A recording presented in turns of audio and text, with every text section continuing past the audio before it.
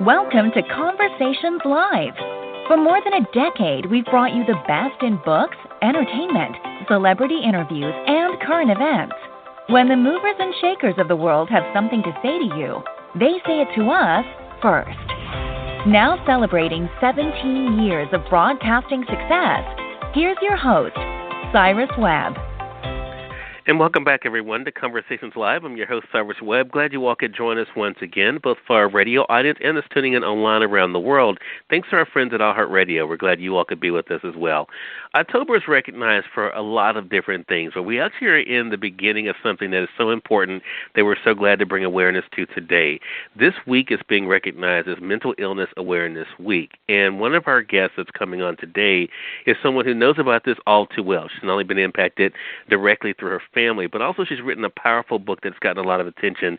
It's called Silent Voices. We're excited to welcome back author Debbie Nau Redmond to our program. I want to talk to Debbie not only about the writing of the book, but also her own family and dealing with mental illness, what it's been like for her to use her platform to raise awareness, and also where you all can get more help and also information as well. Debbie, thank you so much for the time. Really appreciate it. Thank you for having me, Cyrus. I appreciate it. Well, look, the pleasure's definitely all mine, and I should say, I mean, you've been on the program several times, and I think it's been great over the years. I remember when the book was initially released, and then, of course, you went through a re-release. This is a topic, though, Debbie, we definitely cannot talk about enough because it is something that impacts so many people literally around this world. What has it been like for you, Debbie, to use your platform to be able to raise awareness about mental illness and the importance of awareness, but also to share your own family's journey with it? You know, it's been very interesting and actually very wonderful at the same time. I mean, after someone has read my book and talking to them, I've received so many positive responses where people have really embraced the book. But the best part of it is that they tell me that they've learned something new about mental illness, and they learned had a better understanding of the struggles that families go through. And so that was really important to me because that was the whole point of the book, was to teach people compassion and understanding. And so that made me feel good that they were actually, that was actually happening for them. And then the topper was that they also recognized the loyalty and love that my parents demonstrated towards my brother who was mentally ill. So that made me feel good when they, acknowledged that. I should mention also that Debbie's story, if the name sounds familiar, it appears in a new issue of Conversations magazine that's out this week. And so some of this may actually sound familiar to you guys because we're glad to be able to feature her and feature the book there. Debbie, one of the things we talked about in the conversation for the magazine was the duality of your life that you were living that we're able to see in the book. You're dealing with this uncertainty and sometimes fear at home, and then trying to go out in the world and to be able to do the things like going to school, things that should be quote-unquote easy, but definitely were compounded because of what you were going through. Talk to us about that, because a lot of times we've all heard the saying, I think, Debbie, of suffering in silence. A lot of people are impacted by mental illness and different things in silence. What has that been like for you to share the importance of getting the help that's needed? Thanks for asking that question because, I didn't actually really understand until after the fact on how important it is to take care of yourself. So when my brother was sick, it was very stressful. It was a struggle, and I was living in fear. And, of course, I didn't want to share it with anybody because a part of me was a little bit embarrassed. A part of me didn't understand, and I also felt I would be judged.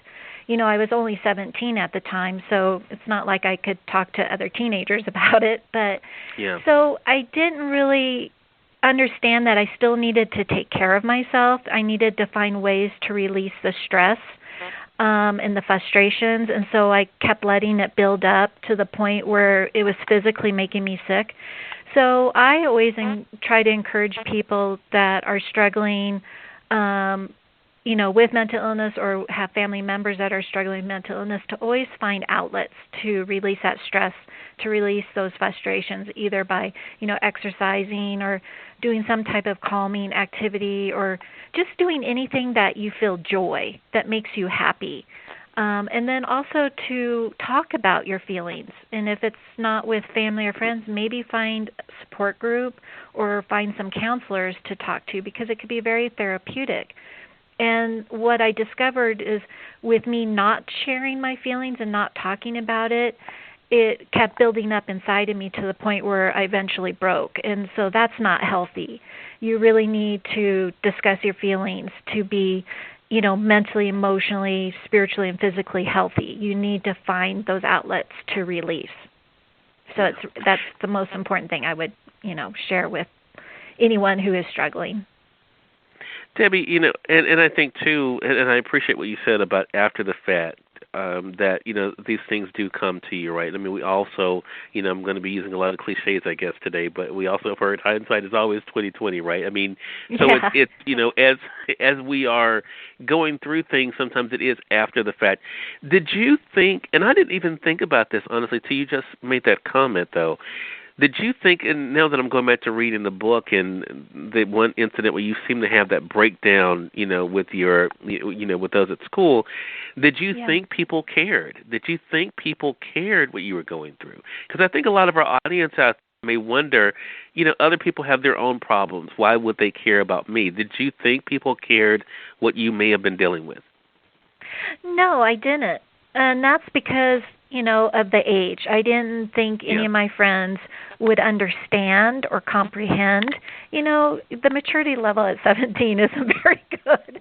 So, I felt very alone. And I just, of course, they were more concerned about parties and boyfriends and all that good stuff that you worry about in high school. So, I didn't think anybody would care even if I brought it up or would even want to know about it. So I thought it was always best to keep it to myself. Yeah. Well, I tell you, I'm so glad that you didn't, and I'm so glad now that you're able to share this with us in this book. So the other thing that you and I have discussed that I think is so important and relevant is about taking care of one's own mental health. My family, and actually at the time that you and I set up this conversation, Debbie, this had not occurred, but my family recently has had to deal with an incident where a relative had a breakdown and actually threatened his mother and sister, held him at gunpoint, thought he was hearing people saying people were out to get them. This literally just happened in the past week.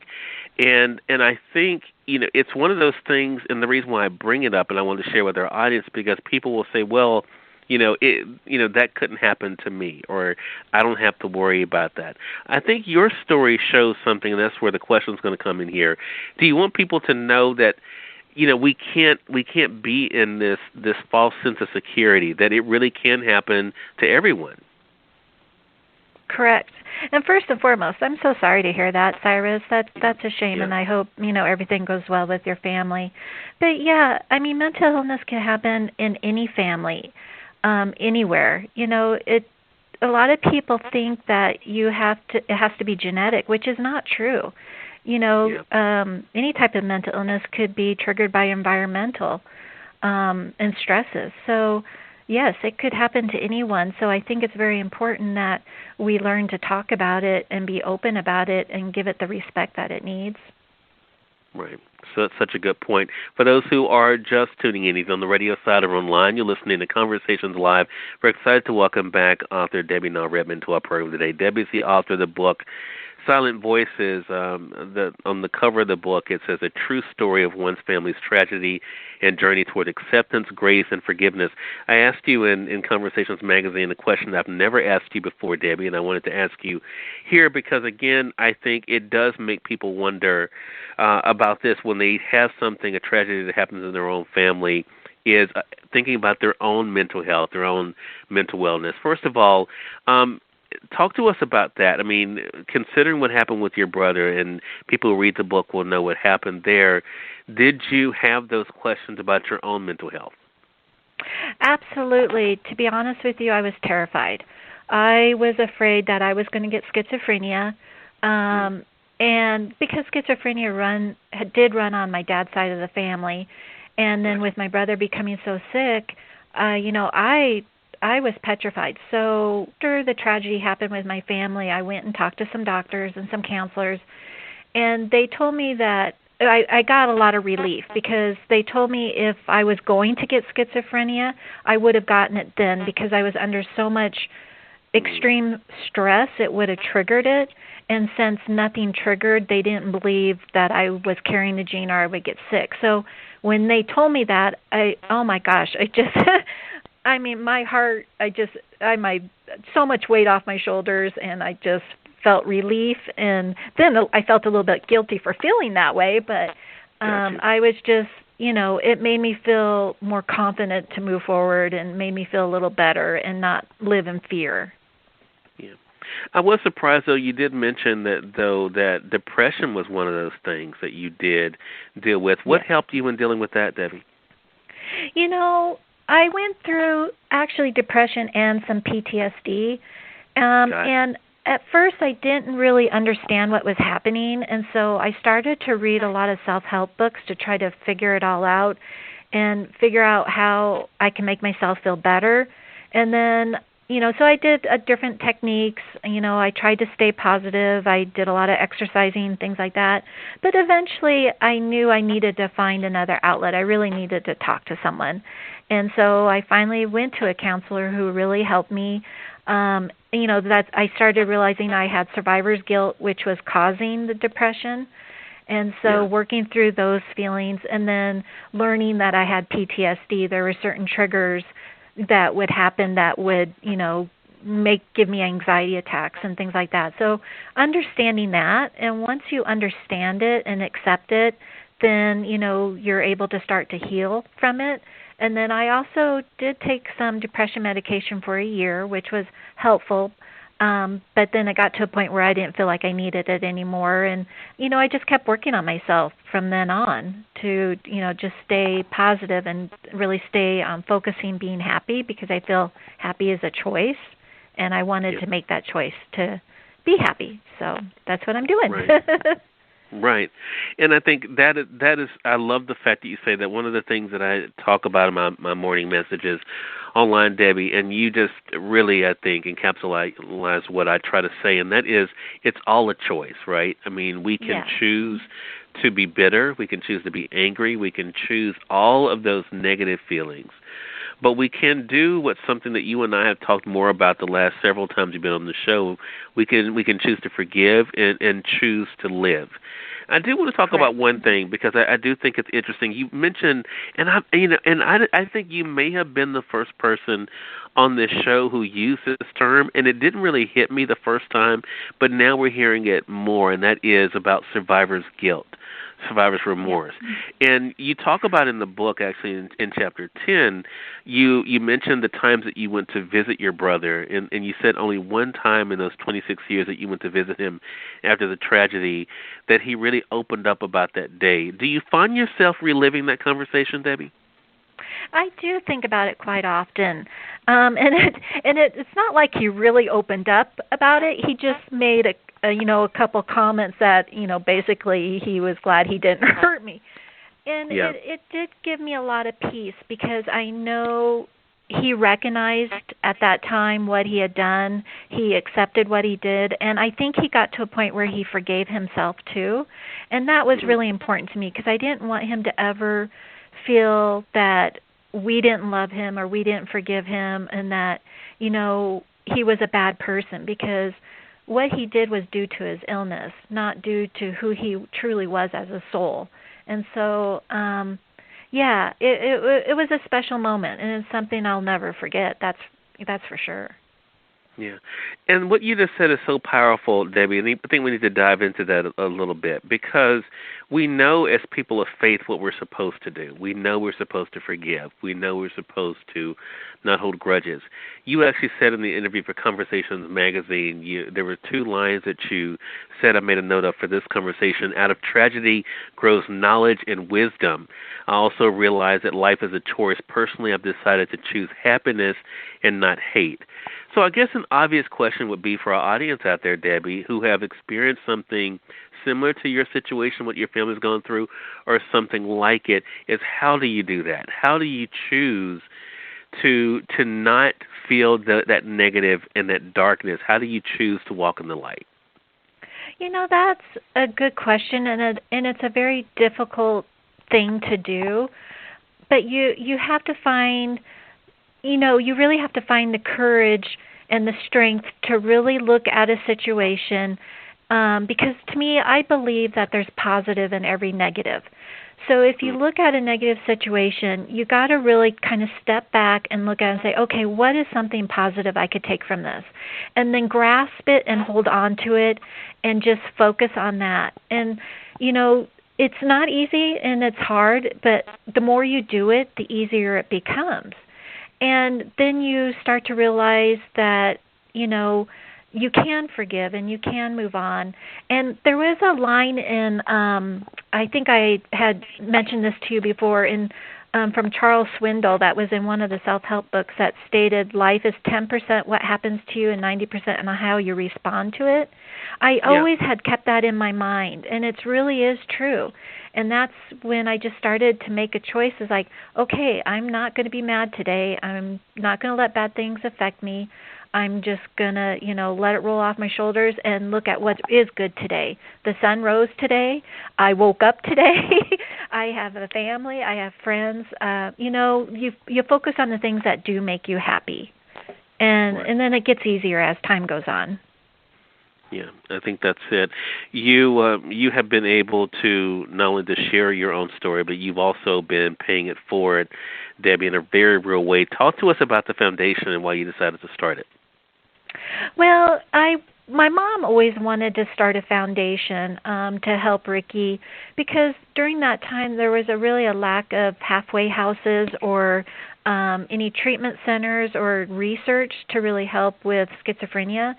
So, after the tragedy and then after my mom passed away, I was just like, I really wanted to do something not only in Ricky's name but in her name, because it was so important to her.